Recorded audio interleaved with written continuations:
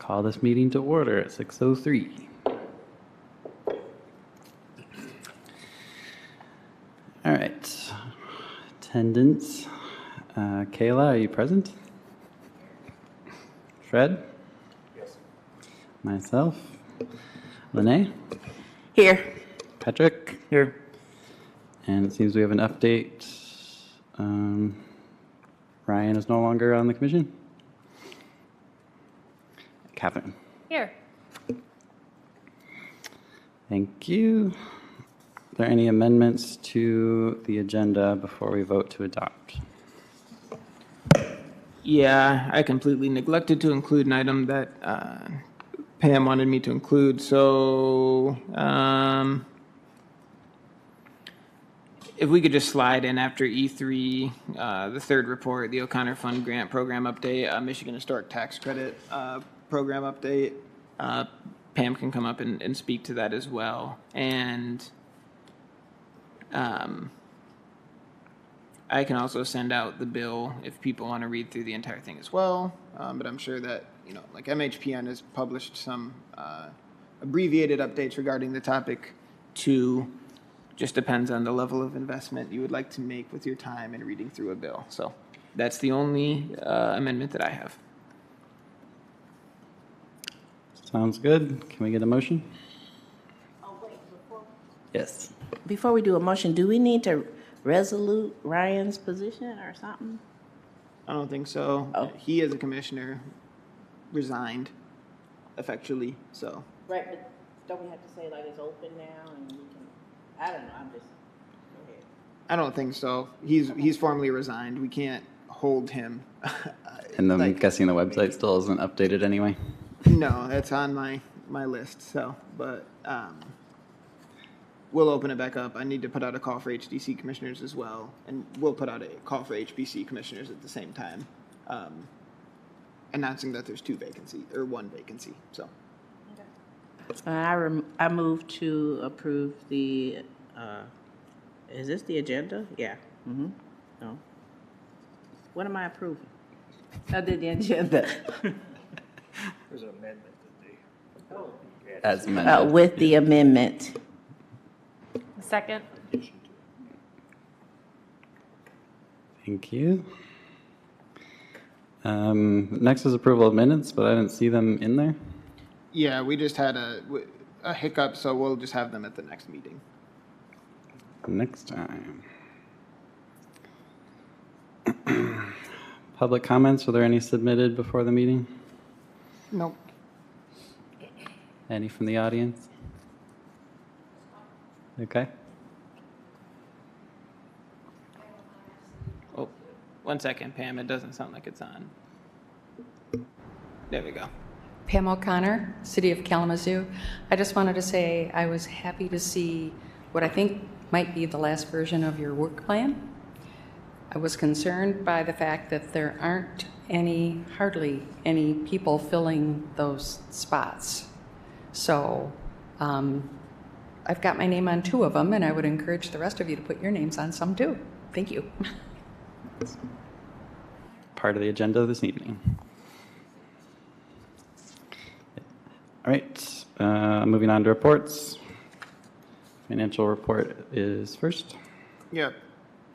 So I hope and pray that every month I have more than a tenuous grasp on what the financial reports mean. Hopefully I'm sliding in the right direction. So looking at it this month, I finally got access to the system. Getting access to the system to look at the reports is not the same as knowing how to use the system. I learned very quickly. That all being said, we haven't spent any money since last year, so the amount of money that we have is the same as when I found out definitively the concrete number from last year, is what I can assume. I tried to break it down this time and actually make spreadsheets for us, or what looked like spreadsheets until they got printed, so sorry that there's not like the cell lines on them. Hopefully this is a little bit more readable, and then I know that I have some proposed expenses coming up as well, and I tried to outline them as best I could underneath the projected expenses. If we look at the balance, though, $4,890, the expenditures are from the Jimmy John sandwiches that we ordered for the meeting for the O'Connor Fund pre-application, which leaves us with $4,600. when we look at the budgets for this, what we were looking at before, and I just want to back up so we can understand too, is were projections in effect saying that we were going to make X amount of money. So that's why we would always see a figure that was hovering around, let's say, $7,000 or $8,000, because we were projecting that we were going to make that much money. I don't know how much we're going to project to make this year, and I know that I undervalued the amount of revenue that we were going to have because it's just a more realistic approach, I think, and it's the better approach for us because generally we don't have a lot of programming that's going to be bringing in a lot of money. And I know that we've kind of shifted our financial thinking as of late, right, to lean a little bit more heavily upon the O'Connor Fund. Just background for everyone. So there's not sticker shock when we look at the next figure. But coming down to the next figure, the MHPN member registration, that's just to get us back to be members with MHPN, which gives us a discount and is, I think, just the right thing to do, I guess, to make sure that we're supporting that institution as kind of the leaders of nonprofit preservation throughout the state, right? So there's an action on that later, but I just want to present it to everyone now. Next up is the conference. So I struggled when I was trying to figure this out because it was a lot of math when I first budgeted this. That's not why I struggled with it, but it was a struggle. So last year when I budgeted this out, I obviously didn't have the fee schedule for this year's conference, so I used last year's. I think it was pretty close, but I'm not completely positive. Then there's also some funny little things that come in, like we were allotted like 3 or something, right, Kyle? Free passes to the conference because of the amount of money that we donated. That's one thing. Another thing is that we get a discount being like members, and then if we register by a certain time. So I also tried to figure that in, and I hope that my math is all correct. I can obviously check this with Janet if I need to at MHPN. Again, I just kind of did the a la carte stuff, I think, and I have notes on this. I'll look at it again because I don't have it in front of me right now, but I tried to get the most bang for the buck. Not a problem. And I might have actually taken it out of the a la carte. I can pull it up. Anyways, this was the cheapest way for us to go to the conference, looking at everything. It does not include all the bells and whistles, like going on walking tours and everything like that, but it gets you there. It gets you to the events that I thought were the most important. So that's kind of the rationale for when we're looking at that, if I saved the stuff. So I will find that when we get to the actual motion too, if we want to discuss it further, but from now on, I want it to start looking like this, and that's what I plan on making it look like. Is we can have the actual budget, I can show expenses where they came from, and then we can also have any projected budgetary items so we can kind of plan a little bit more accordingly. I'm trying to click through my computer and talk at the same time. So does anyone have any questions about that? So are there going to be labels like year to date, and we itemize what we spend on and things like that? Well, since we only had one right now, I think I did write notes in, but they didn't show up on this for some reason. So it might have been outside, and I'm trying to find the spreadsheet right now. But yeah, I can certainly do that. But we'll have a subcommittee that focuses on money matters, so hopefully they'll have lots of input for that. All right, does that conclude our financial report?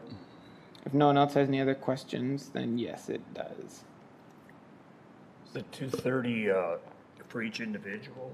Nope, that's complete total. Okay. Do we have to fill out a registration form?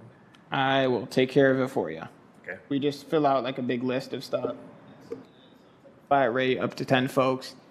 You guys are going to be paying for the HDC too because they don't have any money. So it's like a flat rate, and then after that, each member is a certain amount of money.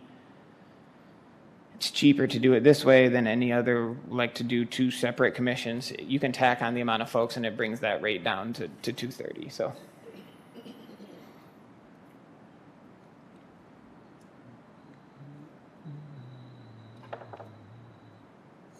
So being down one member isn't going to impact that number?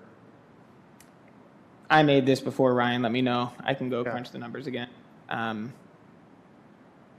I think that we should always be paying for the full amount of seats anyways, because it would just be way better if someone came on and could have it, and it turns into like I think $40 or $50 discrepancies at the end of the day. So to me, it's the smartest thing to do it this way.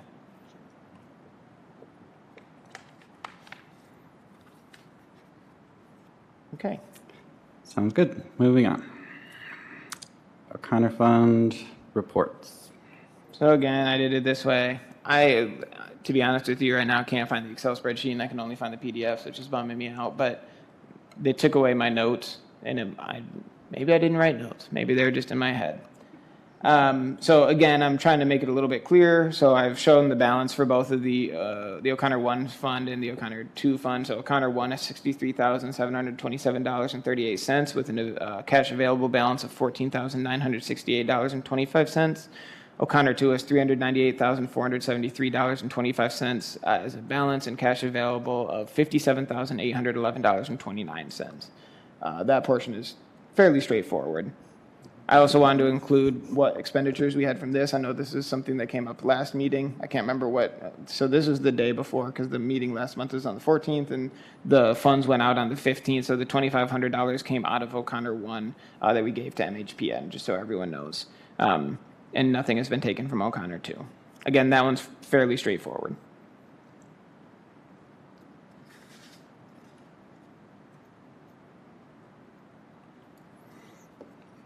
Any questions on that? Unseen. O'Connor Fund Grant Program. We have this put together from Pam. Centered a lot around how our pre-application meeting went. Yeah, and you can feel free to come up and speak, Pam. It was a longer report than normal, but that's why, and it was based largely on Kyle's report to me because I wasn't available to come. I would say that I appreciate Commissioner Powell Wilson having come. She asked at least one important question while she was there. She may have asked others that I didn't hear about. I think it sounds to me like things went well. People left with more information. Some people were frustrated. I tend to think that some of that can probably be attributed to inexperience with filling out grant applications, the fact that preservation is a different animal, perhaps, than the things that people normally apply for. The program is new. They've never heard of it before. That's because it didn't exist before last year. So I'm encouraged. I think Luis is also encouraged by the number of participants, despite apparently some catering issues. We'll work that out for next year a little bit better.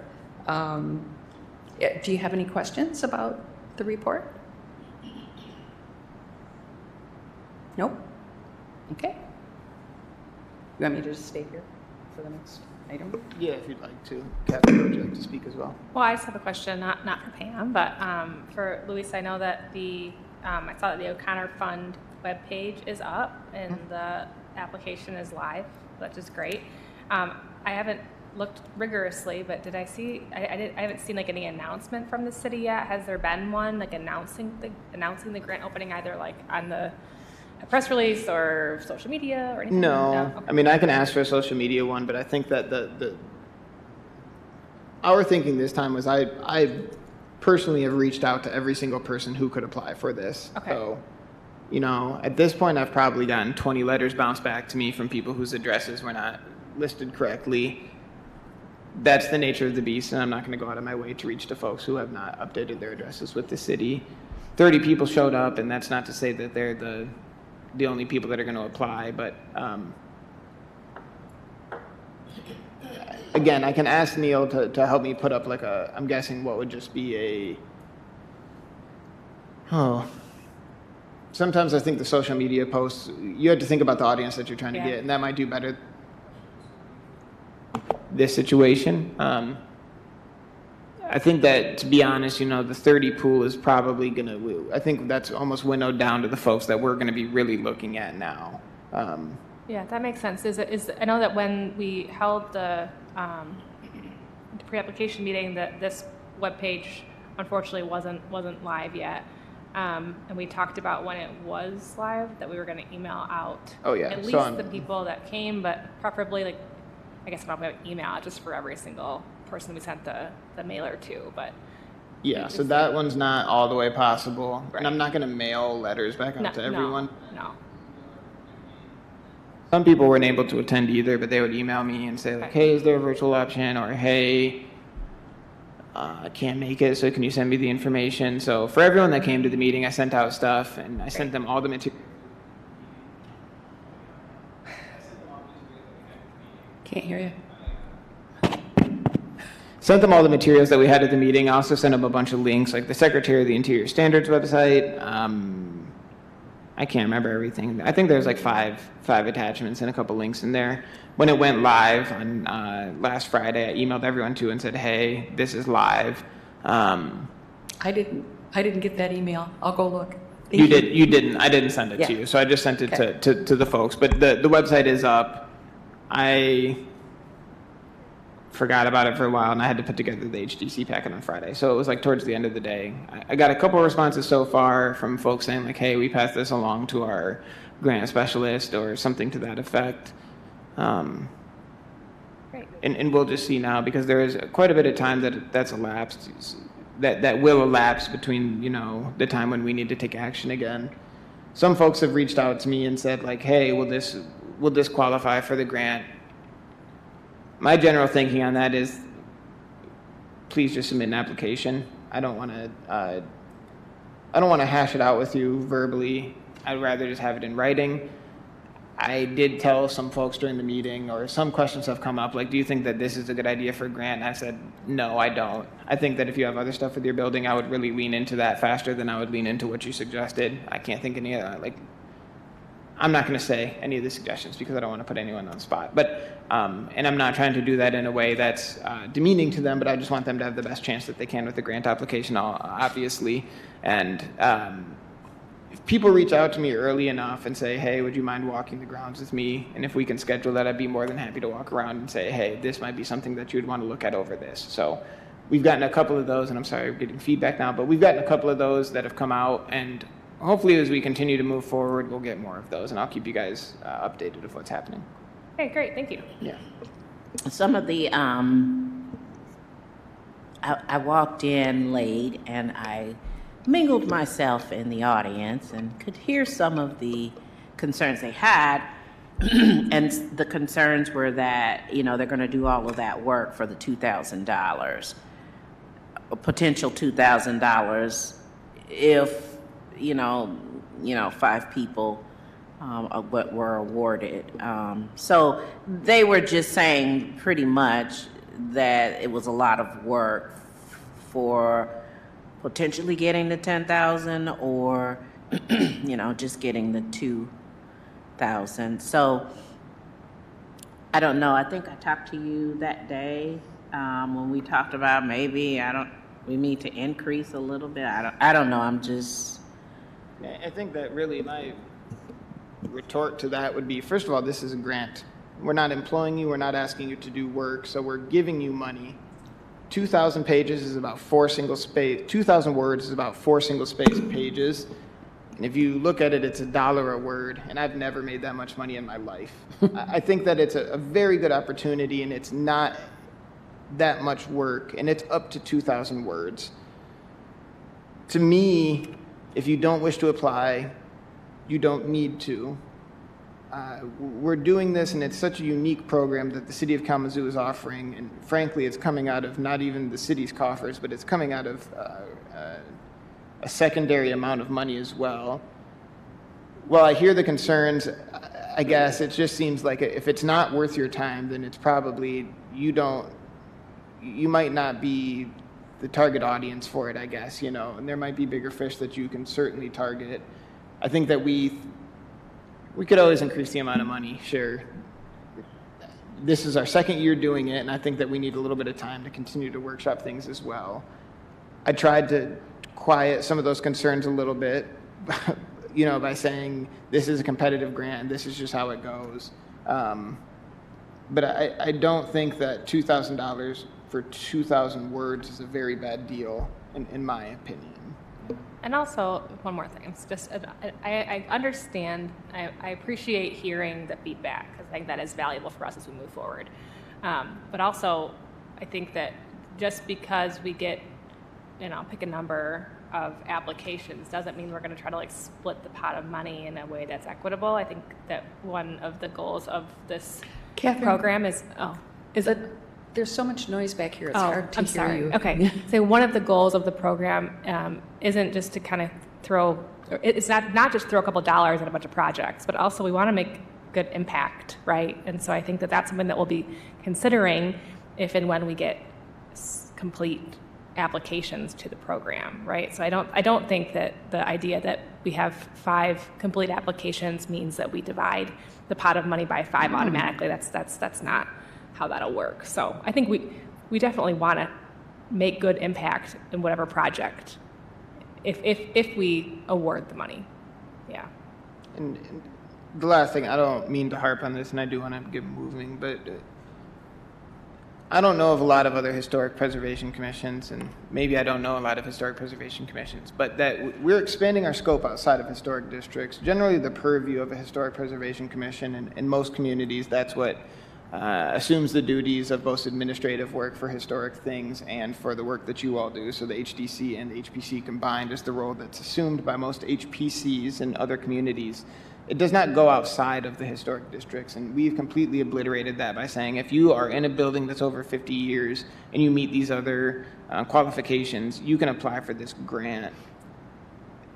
That is huge to me. So I can't say to some of these folks, why don't you just go apply for the Michigan tax credit, or why don't you apply for National Register tax credit, because they can't. So this is something that we're trying to leverage the impact of historic preservation in areas that are not in historic districts for whatever reason, good, bad, it doesn't matter.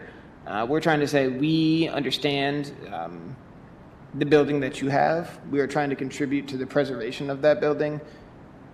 Here's an opportunity to get that, and a novel opportunity to get that money at that. So I do think that this is a great program. I appreciate the criticism as well. And I think that it's still in its infancy, so hopefully as we continue to move forward, we will be able to internalize those things and make some tweaks as necessary. I think for sure receiving complete applications with those bids from contractors will help inform our amount. Well, I think too, to me, when I'm looking at a grant application, frankly, grants are about manipulation. We're asking you a question, how can you make your project fit that application? And I think that's just the nature of the rhetoric of a grant. That's just the baseline of it. If you think that this grant is going to fund your entire project, you might need to start reevaluating the thinking of your project, because if you have money in the game, first of all, it's already going to give you some more points if we can see that.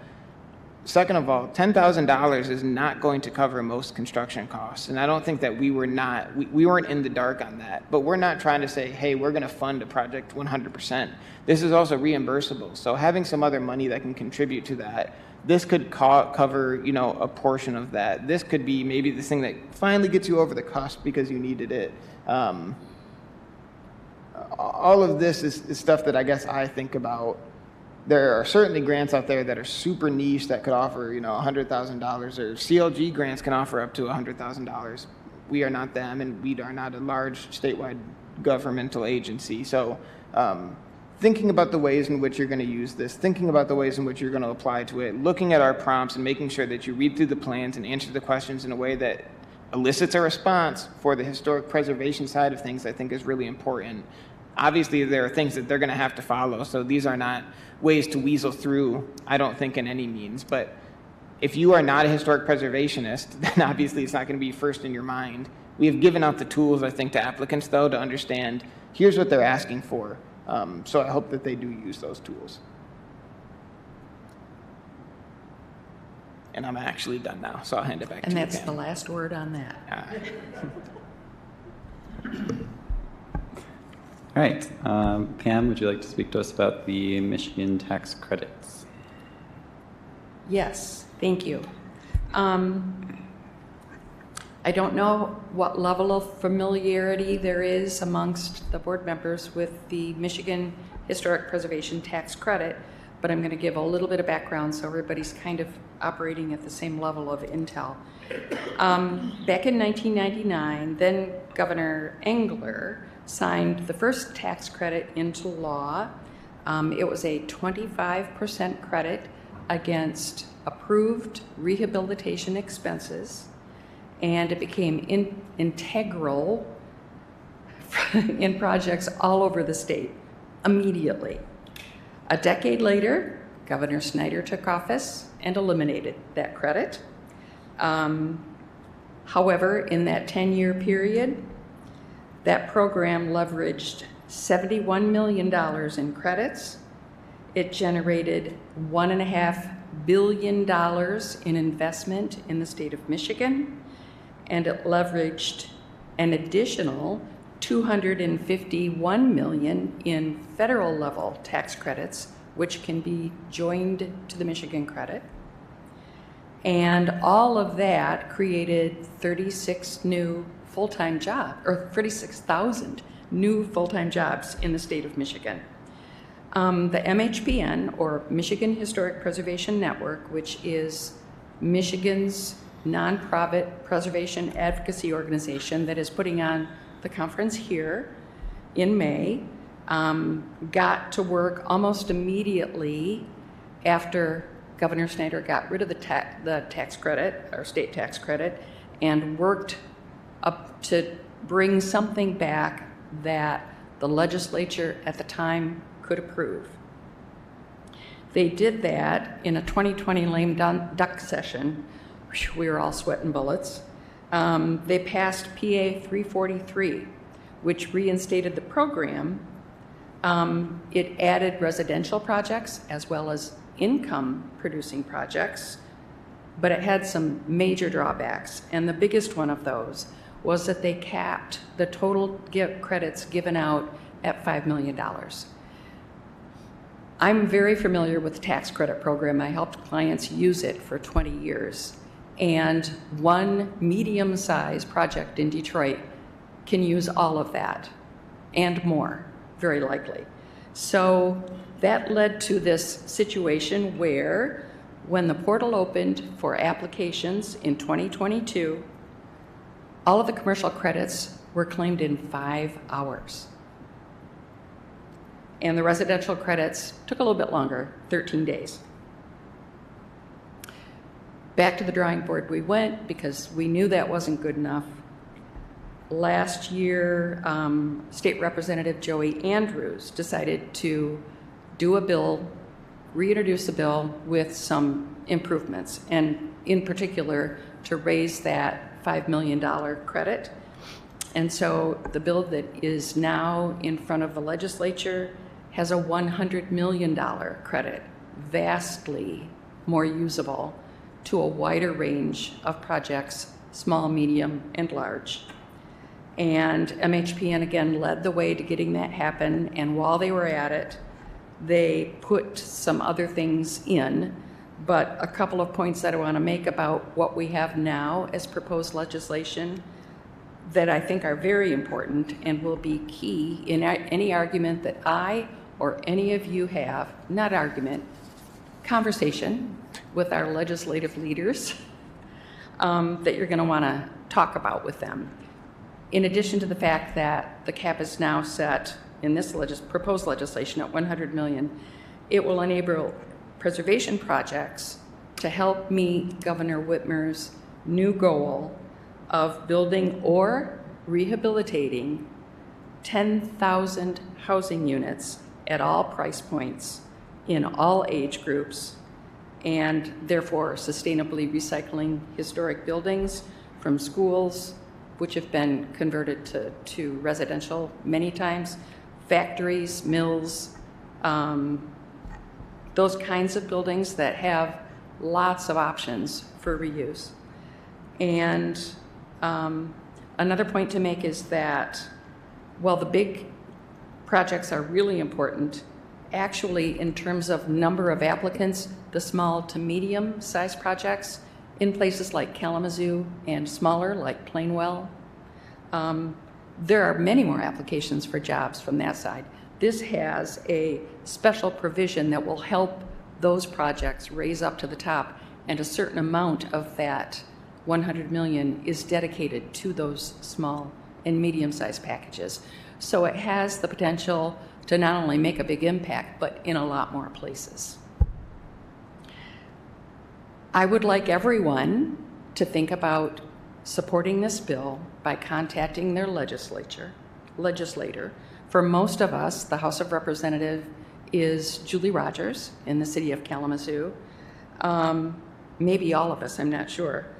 And when you do, please go to the Michigan Historic Preservation Network, mhpn.org, and use all of the good ideas they have there.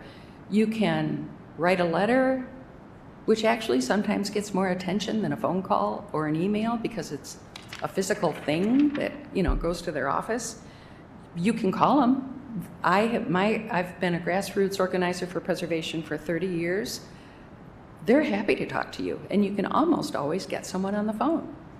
You need to know what bill you're talking about, but you need to tell them things like keeping the demolished buildings out of the landfill, advancing sustainability as part of that process, curbing urban sprawl, saving rural places, conserving embodied energy that has already been spent in that building as opposed to something that's new and put up later. When you're talking about downtowns, preservation is really important because it helps keep downtowns authentic, walkable places, and old buildings are pretty much attractive to all kinds of people at all age levels. So that's just a beginning, but I'm here to tell you that I have already made some phone calls, and I would love it if you would join me. If you need any information about who to contact or how to get a hold of them, let me know. You all know how to reach me. Thank you. Thank you, Pam. And again, I think that the bill is easy to find. I think that MHPN has links to it so you can go through and read it there. It's all public information. All the phone numbers that you would need to reach your legislators, all public. So everything that Pam just discussed is easily found through MHPN. I'm going to email it out, just the fact sheet too. So I'll email it out to everybody. Thank you. And thank you again, Pam. We'll look forward to that. All right, moving on to F, discussion and action items. As we mentioned earlier, we have the work plan that we worked on a few months ago now. And it has many holes in it. I don't think I ever saw an email about signing up for the subcommittees. There are some of us listed on here, and obviously we have a new member. So hopefully you had a chance to look through them and see what speaks to you. How do you want to do this, Luis? My obvious response is, how would you all like to do this? Well, okay, so I did send it out, by the way. It's okay. Oh, I don't remember seeing It's it. okay. No, it's fine. The only reason why I know I did, certainly, was because that was also my indication to include it on today's meeting. So the fact that it's included on this meeting means that I did send the email. Oh, you sent it. Okay. I just search for Luis in my email It's usually. okay, it's okay, yeah. Well, one thing I wanted just to go back through because it has been so long since we've talked about this, and I think, was it October that we spent? I think it was October that we really went through all of this. So I think assigning members to the subcommittees is obviously important, and I hope that we can do that tonight. But also, I'm also just curious to hear if there's any edits or suggestions, or has thinking changed on any of these things. I don't want to reinvent the wheel, and Luis, here looking panicked. I don't want to. But I just think that relitigation. okay, all right, that's fine. I want to really stress to you all, and I feel that I've stressed it a couple times, but again, and I will continue to harp on it, that it is so important that the subcommittees start to meet outside of these meetings, or no work will get accomplished through the larger committee. Grain of salt, work still gets done. But it's so important that the subcommittees meet. I can't always have the super active hand of organizing subcommittee meetings. I can't always have the super active hand of saying, hey guys, let's needle this along a little bit, because one, sometimes I just get busy. I hate it when people say that, but I do get busy. And two, I think it's important that there is the agency of the subcommittee members to take this over. I didn't mean to interrupt you, Catherine, and I understand that revisiting it is something that's good. I think that if we were to look at it at the actual goal level and say like, hey, do we want to keep this or not? We've come so far with the way that we've structured the work plan now. We've really pared it down from the amount of goals that we had before of like 20, let's just say for round numbers, getting it down to, I don't know how many there are, but it's less than 20. So I think that that's important because it gives us time to focus and we can expend the energy. I will also say that if a subcommittee came together under one of these headings and thought, hey, we don't want to do this anymore collectively, that could be completely altered. It could be brought back to the larger group, and then it could be again brought up and said like, hey, do we want to do away with the old one? Do we want to keep it and kind of table it? But you know, that can be discussed. But we have something new that we think kind of grew out of this, and we'd like to present you guys with the new goal, and it would be the subcommittee's responsibility to draft that new goal, and then also draft the new steps for achieving that goal. If you guys think that it is time right now that we go through it, I will never say that what you guys want to do is not something that's worthwhile doing here. So if you guys do want to go through, like you were saying, Catherine, and look at it stuff, I don't mean to discount that, and I feel bad now. But, No, don't. No, I think what you said makes complete sense. I think what I was just concerned about is that, well, it's been so long, and there aren't subcommittee members, so I didn't want people to feel like, well, this is just this document that I now have to, follow blindly, because like there is like the first goal.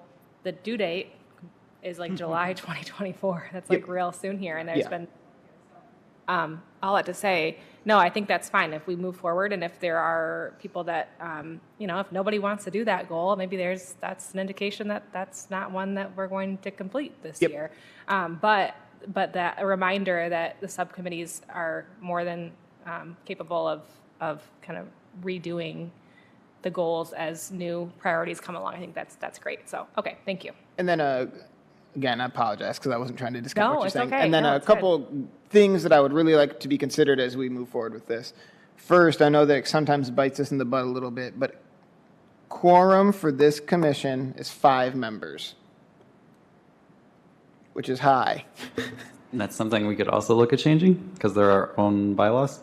Yes, for the purposes of this, though, that means that you can have 4 people in a subcommittee and you do not need to notice it through the Open Meetings Act. So, use that for your advantage. Maybe some subcommittees are better to keep them relatively small. Others might be big and you might want to have that full 4 people on there to be able to tackle something. So, think about that. Also, nothing ends in this room, and I hope that this is the point where we can really fully ingrain that within ourselves. So if you sign up for something and you didn't like it, or if you didn't sign up for something, nothing is stopping folks from getting together at the subcommittee or reaching out and saying, as long as you guys are not convening quorum of folks outside of this room on purpose, which is against the Open Meetings Act, you guys can, try to talk to your subcommittee. If you say, hey, I want to join, and they only have 3 members, you could reach out and say, hey, could I join that subcommittee because I'd like to be a member of that subcommittee. So, I'm not trying to impose work on folks, and I hate homework vehemently, but if there's something that comes up right after this meeting or in between this meeting and the next, do not feel afraid to reach out to those subcommittee members if one has been organized and say, hey, I'd like to help on this. Would that be possible? Please be so mindful, though, that it is not permitted to have the quorum gather outside of appropriate and noticed meetings, because it violates the Open Meetings Act. So I don't mean to harp, but yeah.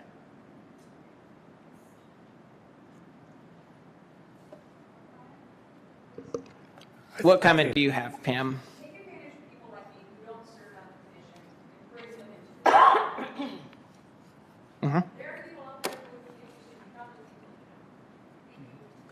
I'd say we form the committees, we get moving.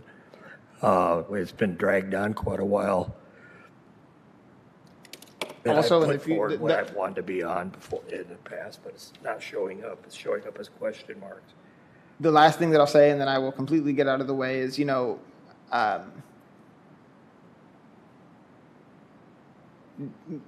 make them. I'm not going to get in your guys' way as you do this. In the future, though, I'm not going to give you guys the option to do it not during a meeting, because this was the consequence of that happening. I have always wanted people to be able to have the privacy to go home and think about it and then send in the emails. I am a very introverted person, so generally I would like to be able to do that from the security of my own computer. From now on, though, I think as we look at work plans, it's going to be, we can have the intervening month to be able to look over it, but the next month we will be assigning them in person. Because I think that we haven't done this yet, but I think that's going to be the most expedient way to get this done. So I will leave it all to you now to see where everyone gets placed.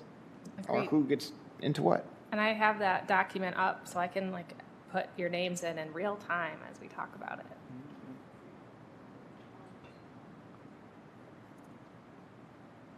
And go Okay. down the list. Yeah, let's go on the list. Okay. Go for it, Kyle. What? Let's go for Jones. Okay. All right. Goal number 1. I'll just read it. Determine if and how the KHPC may contribute to the cities of Kalamazoo's Ransom Street reconstruction project. And there is a link embedded within that document if you need a reminder as to what that is later on. Who is interested in being the leader or a committee member for this project? If you recall, oh, Fred, thanks. Okay, I'll add you, Fred. If you recall, this one kind of came out of the previous goal, if I remember correctly, about a marker program. This was kind of like developed out of the basis of that in a kind of a different way. So, okay, Fred, do you want to be the committee leader or a member? Well, Oh, I just want to be a member. okay, you could be co-leaders. Because then I would be the leader. Are there more people that want to be on it? Or I don't know. I didn't see any hands. Anybody else want to be? So I have Fred as the committee leader for that, and Lene as a member. Is anybody else looking? Kayla, okay, great. Okay, wonderful. This one is unique, obviously, being a city project. So Yeah. if you need to reach out to me, you can. Jay Slaby, who I think was the one that really introduced this project to us, is more than excited, I think, to have you guys to assist on this and understand where we can fit in. So Fred, you already know Jay. Jay's email's on the city's website, I'm sure. I don't know where, but I'm sure it's up there. And then I can also be kind of I can do a digital handoff with that too to say, hey, Jay, these folks are interested in getting in touch with you. So if you want that, feel free to reach out to me. Great. Great. Okay. You want me to read number 2? Sure, please. The goal is to develop relationships with underrepresented community groups within the city of Kalamazoo for the purpose of learning those groups' missions and goals and sharing the KHPC's core values, activities, and duties.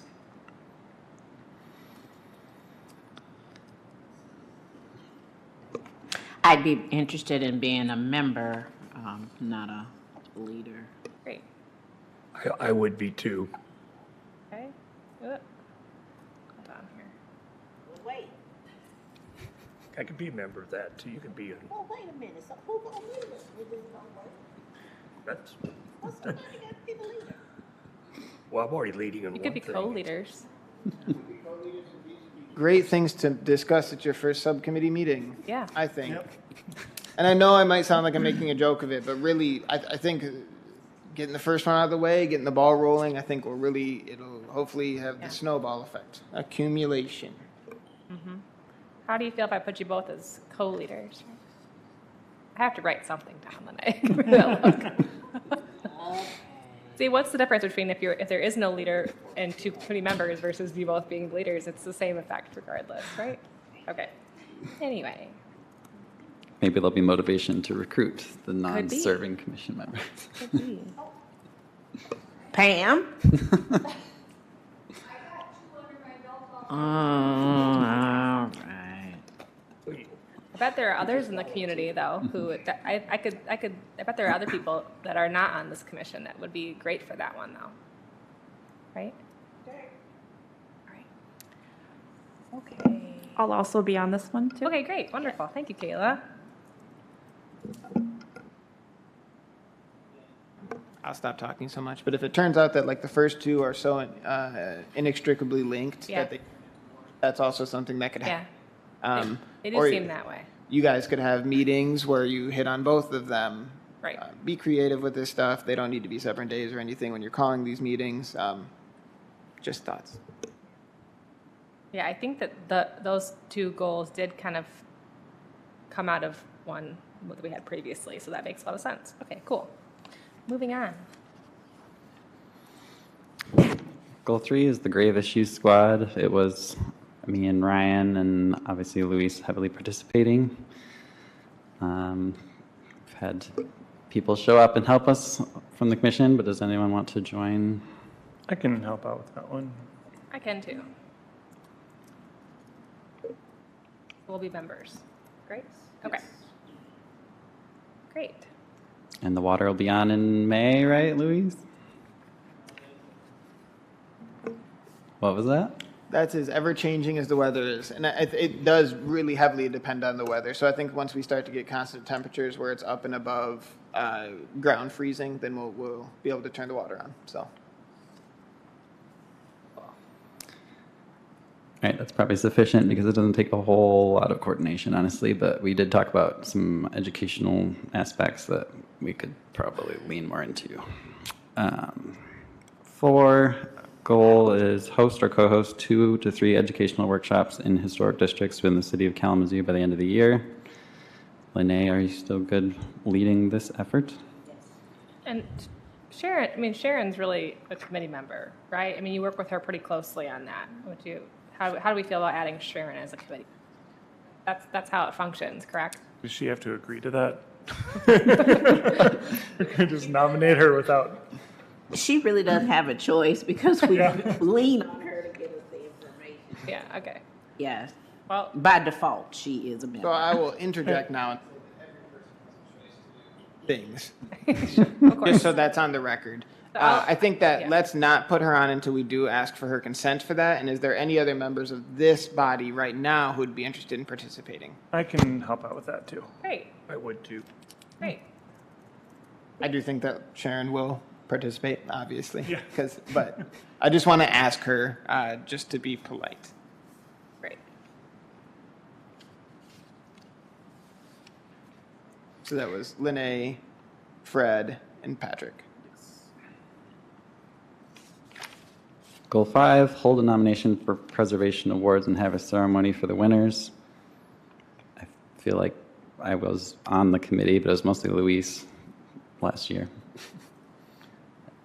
Seems like this is already well underway. Is that correct? Yeah, but are there any folks that'd be interested? I am happy to help with these. I won't be present, unfortunately, but I can help. You won't be with present. Be in Spain. Oh my gosh! You can't cancel Spain for Cannot cancel Spain. I'm sorry. Kidding. But I can help with the lead up. I'd be happy to. As a member. Anybody else? Kyle, it seemed like you were excited about it. I mean, I'm saying I'm pretty much a committee member already, but I don't know if we need an official leader who's on the commission for all of these. I think Luis is the leader. Are you allowed to be? No, and again, I'm not trying to be flippant about this or anything, but I do want some of this, like, I think historically it's been the role of the chair to do some of these things and speak at the awards or I don't know. Obviously, I do corral some of the other things, but I do want to make sure there's representation from this board, if it's or from this commission, if it's one of the things that we're identifying as our big goals.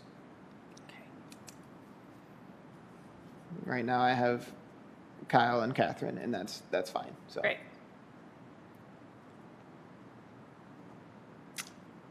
Goal 6, manage grants and gift programs from the O'Connor Fund. Good. That's filled out. Are we good there? Yep. I think we have Pam as the leader and Kyle and I as members. If Okay. anyone else wants to join, I mean, Yeah. there's. Anyone else is welcome. Glad to have you. If not, okay. Okay, goal 7, develop finance ad hoc group for financial understanding and disbursements decision making. Leaders listed are Patrick and Catherine. Are you both good with that? Anyone? 1 second. Huh? So obviously, this is going to have to back. These will be recommendations that are presented to the commission. I know that we all know that, but the way that it's worded might not be super clear. Do we want to have more people on one that's going to be dealing with the disbursement of funds?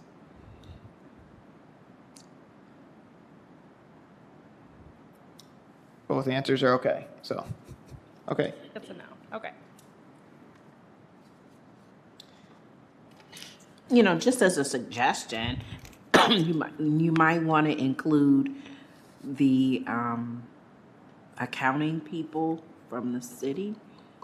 So I think that the thought behind this was less about like working, because we're not trying to be the treasurer necessarily Right. for them, but more so just to have, because of some of the confusion that we've seen in recent years with the different funds and disbursements, that we kind of gain a better understanding and develop guiding principles for the commission, kind of independently of the city.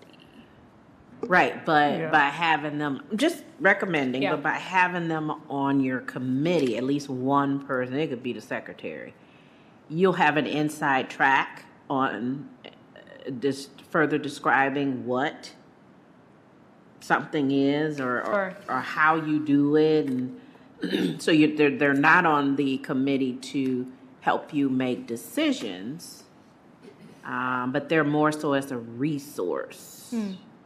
That's just, Yeah, well, it's something that we can investigate. Okay, thank you.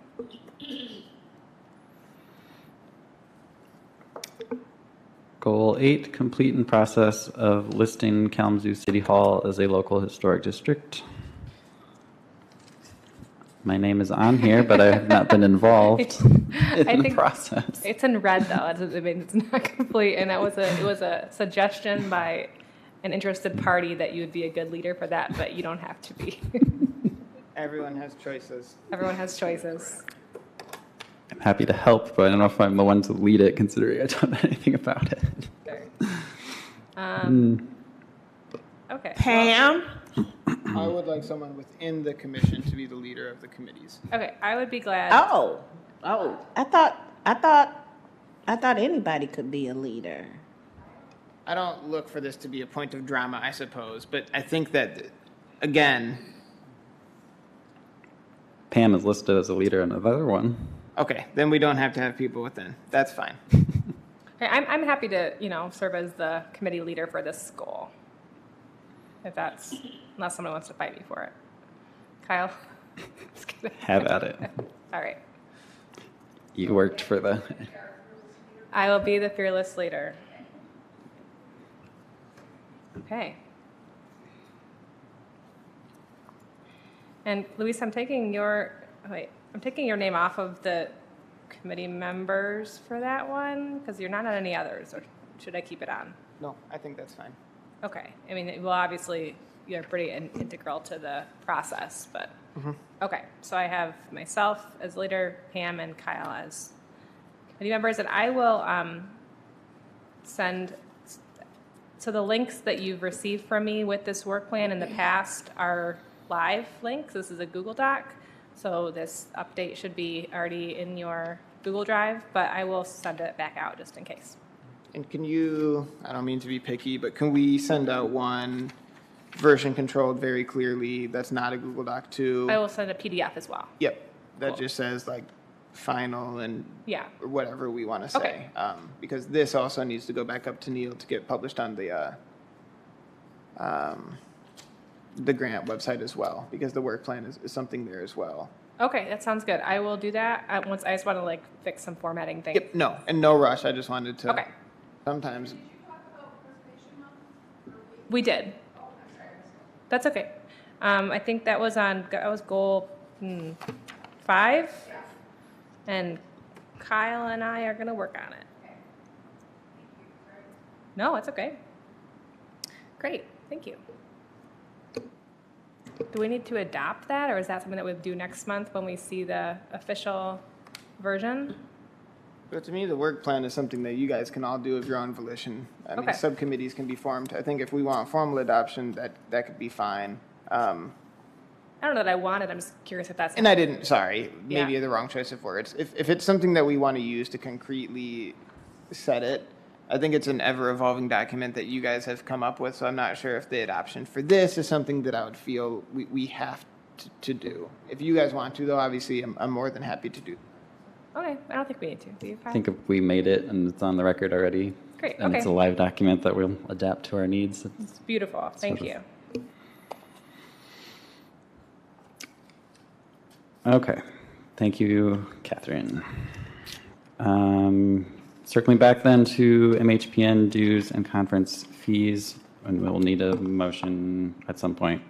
Luis, did you have more details for us? Yeah, and people might notice that the things are ever evolving. I'm trying to write more reports for you guys. Maybe you can get into my head more and see where my thinking is coming from. These ones are pretty basic little reports that I'm writing, just saying that if we want to go to MHPN and we want to become members, we have to vote for it. My obvious recommendation for that is that we approve the disbursement of the funds for the MHPN dues and conference fees.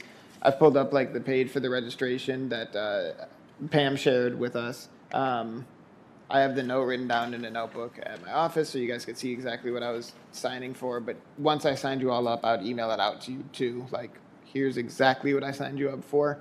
I tried to find the cheapest option to get you into the most things, which I hope doesn't sound like, oh, he's trying to skimp out. But we don't have unlimited money, and I'm trying to make sure that everyone can go. And I'm also recognizing that people work and they might have other things to do during some of these times too.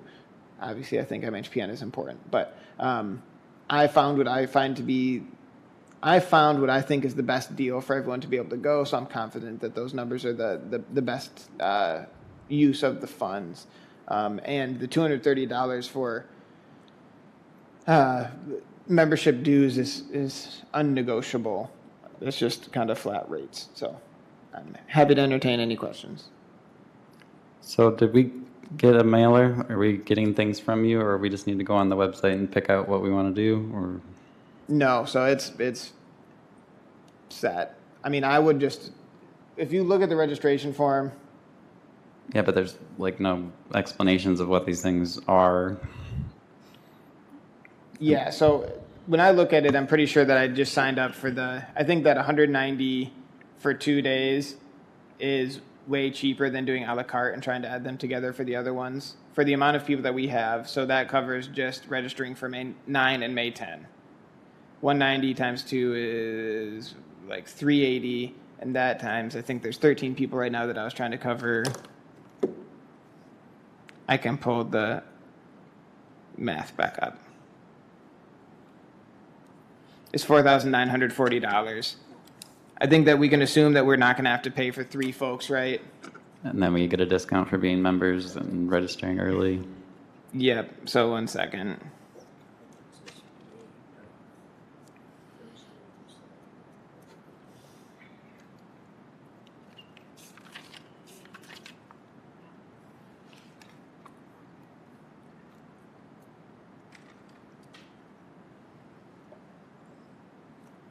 Try 25% for registering. Yeah, this is like doing your taxes. I know.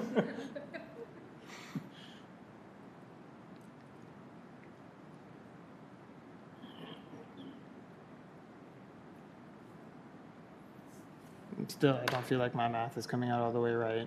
But I did it like 8 times when I did it before. So if you guys want to send it to me, and I'll look at it again tomorrow, the amount of money, I can say this. Either way that I did the math, I chose the most expensive things for them. So when you look at like Thursday, I picked like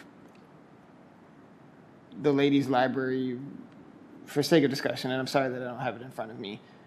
I picked, like, all of them are $25, so I picked 2 of those or something, and then I picked the incentives workshop for the next day, which is the most expensive thing.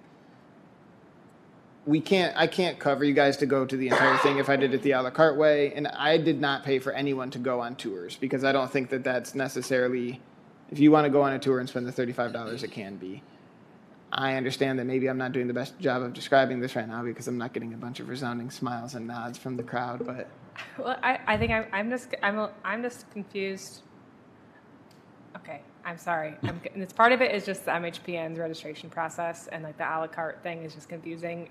The whole thing is confusing. So, okay, just want to clarify. So, did you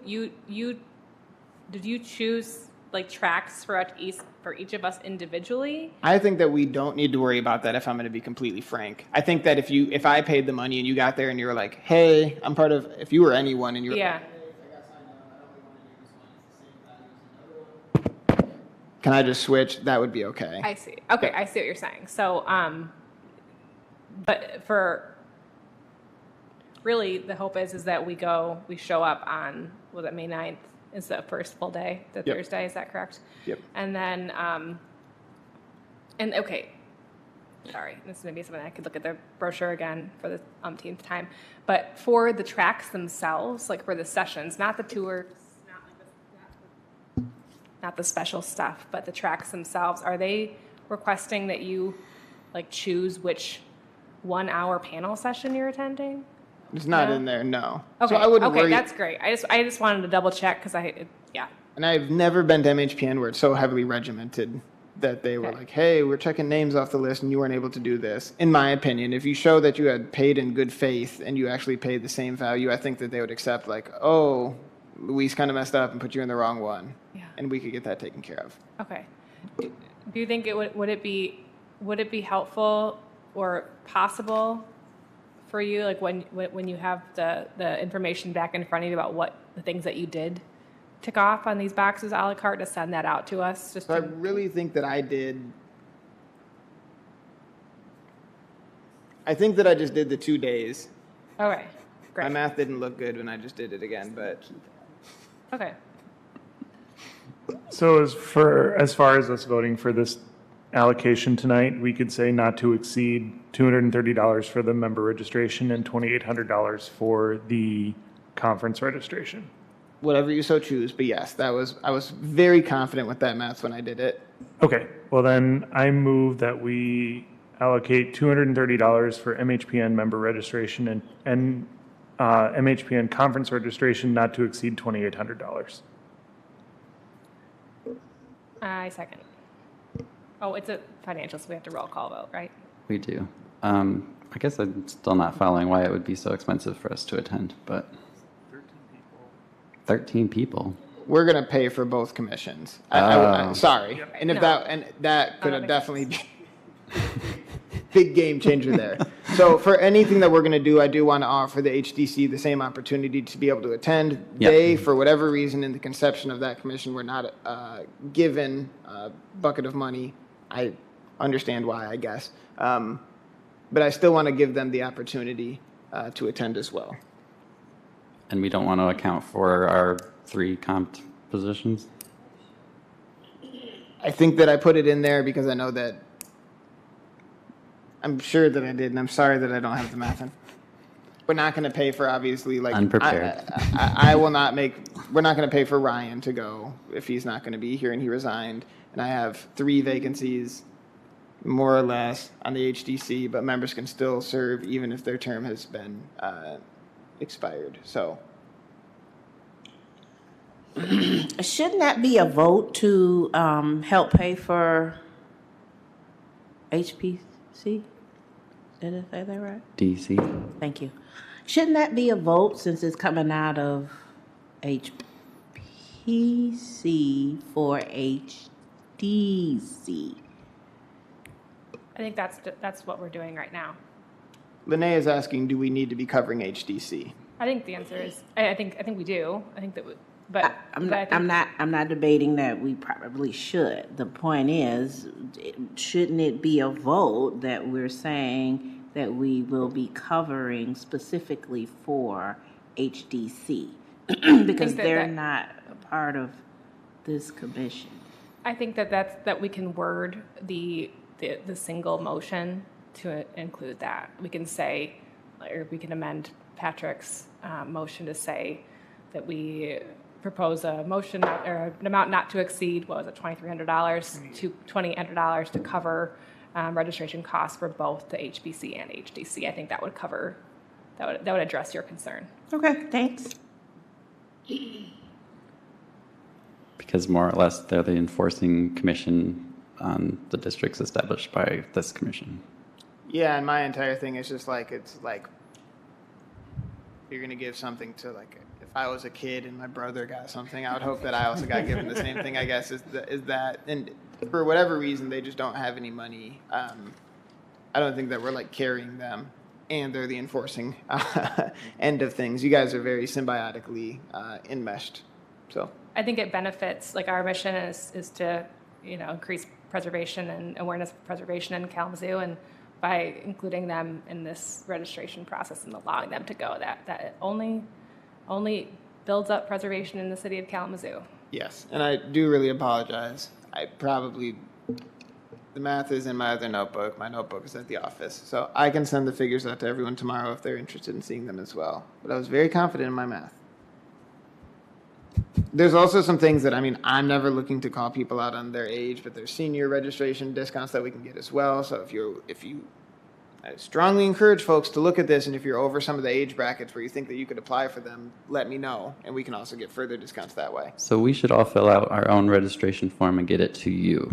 No, I don't think so. I like being able to have the control and be able to send it in, but if you're over a certain age, please let me know.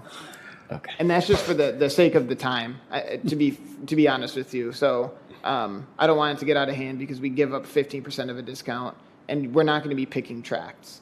So if we do it the certain way, there are no tracks to choose. And again, I wouldn't be concerned with it. So we're just all going I to would show be up the- and hope we have name tags, correct? Yes. Thank you. I would be qualifying for 72 years old. Is it 65, the over? 60 plus. 60 plus, and you get to take half off of your registration then. So if folks want to let me know about that. and Student there's as well. If you're a student, Now, I have another question. Are you going to assign the sessions we go to, or can we pick? nope. So when you guys get there, I leave that part to me. You guys will not be confined to any sessions. And the way that it's set up, so the second attachment in my agenda report was the registration, and it doesn't look like it's like, I want to go to this one, this one, this one, and this one. It's just, I'm signing up for day one, I'm signing up for day two.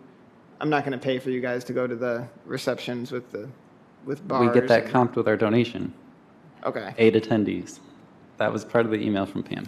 I didn't read the email. I see Nobody one on did. Thursday. I see one on Thursday I'd like to go to, not necessarily the ladies' library one, but the archaeology. Yep, and those will be, you'll have to pay for the extras. So if you want to go to, Those are tours, or those are sessions? Or That's the confusing part of this form, is it says these do not apply if you've already registered on the left, but So I think that I can get it. When you're looking at the registration, you are going to register for the full day on Thursday or the full day on Friday. I'm going to give you guys both. If you guys don't show up to them, you'll just, I don't know how else to cover that because I just want to simplify this as much as possible. And we're giving money to a good cause. The two are completely separate. You do not fill out for both. So if you sign up for the entire day on Thursday, you pick whatever session you want to go to. I want to make sure that we're all looking at the same document, which is the thing that I included that Pam shared with me in the agenda report. There are add-ons like the Ladies Library Association tour and the Houses of Worship tour. I'm not going to pay for those for anyone. I being the city. Then we have the Residential Gems tour, the feeding the downtown O'Connor commercial. fund. Yes, so. What? The city's not paying for it. The Preservation Commission is paying for it. That's money that the Preservation Commission earned, not money the city gave them. Okay? Yeah, and I think it's just semantic because I don't know which dollars are which, I guess, at the end of the day. I don't want to get too into the weeds. I just do want to make sure that we all know that this can be done by the 27th so we can maximize the amount of money. And then again, I'm not trying to minimize the amount of money that's being given to MHPN. Now, if they're going to need a head count who goes to a session, No. They don't need that? No. Okay, thought that's, And if they do, I'll take care of it later. So I just want to make sure that tonight we get the amount of money secured that we're going to be giving to MHPN for this. Does it need to be restated, or are we good with what was stated earlier? Unless people want to amend Patrick's motion to include something about how this is including the HDC as well. Yes. I will amend my motion to say that this will include registration for the members of the Historic District Commission as well. And I still second. All right, it's a money matter, roll call vote. It's listed in alphabetical order by last name. Kayla, yes or no? Yes. Fred? yes. Myself, yes. Lene? Yes. Patrick? Yes. Catherine? Yes. Great. Flying colors.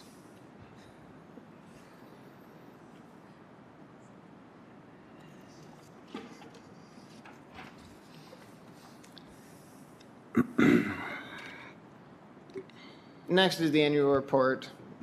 I trust that you've all had the time to read it before because I'm not going to read the entire thing to you now. It's just a letter, right? In essence, yeah. There are 2 typos I'd like to point out. Okay.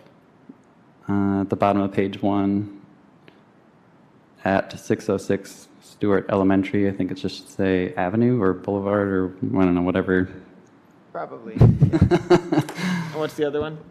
And then in the last conclusion paragraph, there's a sentence that is just Kalamazoo, period. Can be taken out. Yes. Any factual errors? Wait a minute.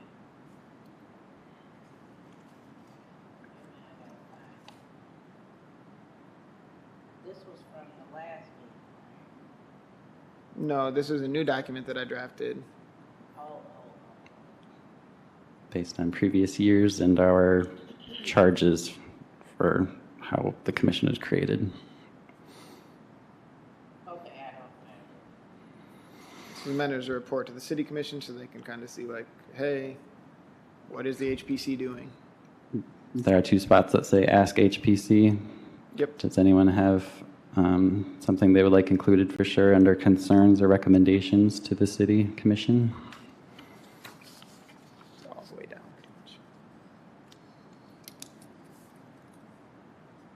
Is that perhaps maybe somewhere we talk about City Hall if that's one of our goals? How do you feel about adding a recommendation to list City Hall under on this document? It's what your guys' concerns. Okay. That would be another recommendations component, not the concerns. I mean, Okay, yeah. Okay. Yeah, I think that would be great. Said maybe in 2024, the Historic Preservation Commission hopes to complete the process for listing the City Hall on the National Register or something like that. You can finesse it. Yeah, I was going to say, aren't we doing a local district? Oh, I'm sorry. Yes, I'm so sorry. Thank you. That has the actual teeth for protection. Yes, of course. That requires some movement from the commission, correct? Not our It- commission, but, It does, yeah. okay, so is there a specific ask that we can have in there as far as a recommendation or something like that? Like we recommend they take this up in, Yeah. What do you, Again, you can ask anything you want. That has nothing to do with the formal process. It would be a formality to ask them. And So this was not presented yet to the city commission? I really think that this is a very complex issue. that's why I'm asking the question, Yeah. is I know this is a complex issue, so I didn't want to, No, and I Yeah. appreciate. by wording some of it, that Yeah. we will. I appreciate the needling. I am trying to navigate this one as delicately as I can. Yeah. Yeah, so I mean, I think that obviously you guys are a board who is concerned with preservation, so moving it forward to the city commission, it would not be unheard of for you guys to say, we think that this should go forward, we think that the city commission should adopt our recommendation or move to, or finally approve, whatever word we want to use, the nomination of City Hall as a local historic district. great. So do we need to draft something for you?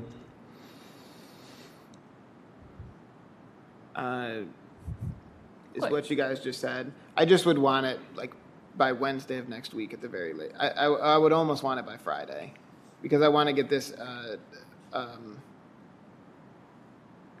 I want this to go in March to city commission. Sure.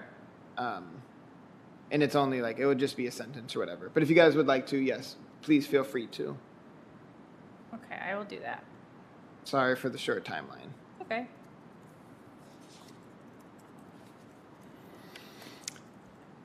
Any other input for the annual report?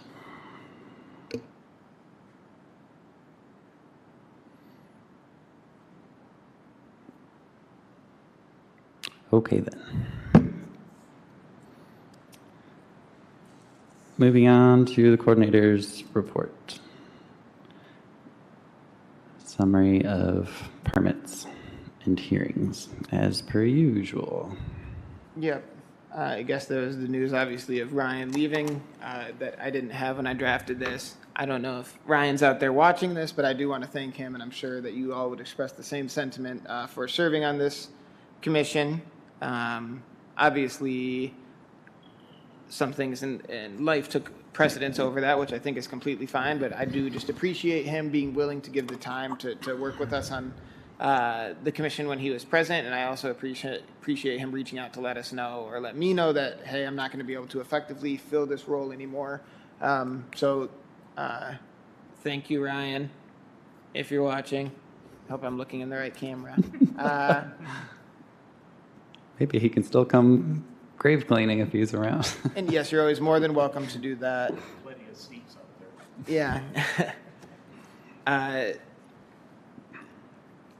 The Kramer Design Group, who's working on our survey, has steadily still been making progress. They've sent me some draft reports. That's going to be a very long process. It's going to be a long process, to not say process again, but of survey work. They were the ones that did Edison, and now, after a lot of back and forth, they settled on doing Northside, Douglas, Oakwood, and Southside neighborhoods that have probably never been surveyed before. So I think that's a huge deal, and I really look forward to their report. It's going to be about 3,500 parcels total, and of those 3,500, they need to go out and actually do field work on 1,400, which is really something that I don't think they anticipated having to do. But I said, and they said, we're going to look at neighborhoods. We want them to be complete, and I don't want to have any holes. So that's the best way to do it. I guess those are the really big things that I can think of off the top of my head right now. MHPN, of course, I'll just continue to talk about it. It's going to be in May. We just talked about that a bunch today. So, there's stuff that's going to be going on during work, and I know that people work on this commission. I know that some people might be at that conference for work, so that's a great way to do it too. There's also stuff at night, and I can't pay for everything, and I'm sorry that form was complicated. Again, however we want to semantically break that down, but I just didn't think that we had the funds to be able to pay for everything, and I'm not comfortable paying for commissions to go to open bar things at the end of the day, because I think that probably violates some city protocols. But if you guys want to come to those, please do come to those as well. Luis, Yes. I'm missing about 90% of what you're saying because you're talking sideways. Okay. Thank you. But yes, it's a great opportunity to go, and we don't have to travel this year to be able to go to it. So I do hope that people can attend. Looking at reviews, they weren't really picking up when I wrote this, but then they really started to pick up recently. So I've only had one administrative review that did not require a permit. We also adjusted our fee schedule for historic districts, where all administrative reviews are now $35. It used to be that if it did not require a building permit, it was free. I think that, frankly, that was kind of confusing in the first place, and there's still work being done in the staff time. So I think that having the $35 fee for that is appropriate, and it's listed and reflected here now.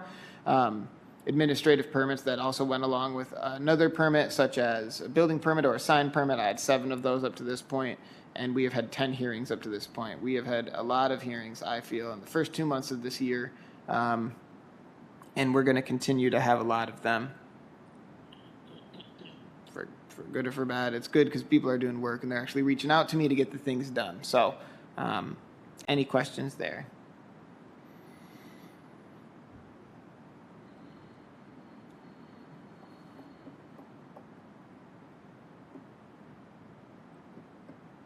Okay.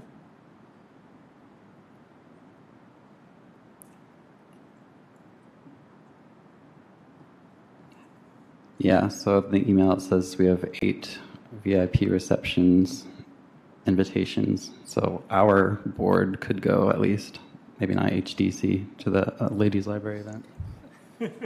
That's fine. It's more than okay. All right. Thank you for the coordinator's reports. Commissioner comments. I'm just going to cut it off and say, well, I need a vice chair if I'm not able to attend a meeting. So I don't know if we can resolve that now. That's kind of an action item thing, but we assigned subcommittee members, so I don't know. I don't know if that's, I would have to dig into Robert's rules, I guess. We can slate it for next time. We can have elections of officers at next meeting as well. If you think that that would suffice. I think in the event that we didn't get it done and you needed to be absent next month as well, I'm sure that one of your co-commissioners would step up to the plate, or the gavel as it is, and take over the responsibility for chairing the meeting as well.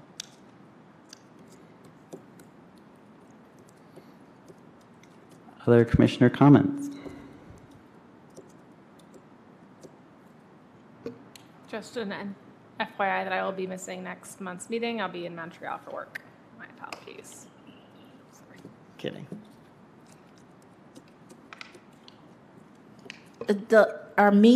Our regular scheduled meeting for May is the day before the conference. Are we still meeting? I think that'd be great. I think. Let me get back to you on that one. Probably not. Probably need to move that. I think there's a reception that I need to go to for that. So, I don't know. I need to look. May is crazy. May is crazy. So we're still going to try to put on other events for Preservation Month besides hosting the conference. That's a great subcommittee question.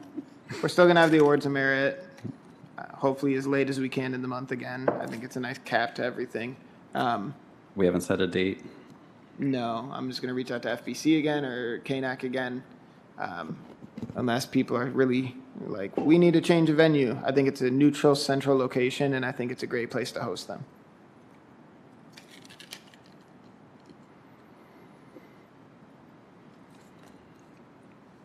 All right. Thank you all. Meeting adjourned.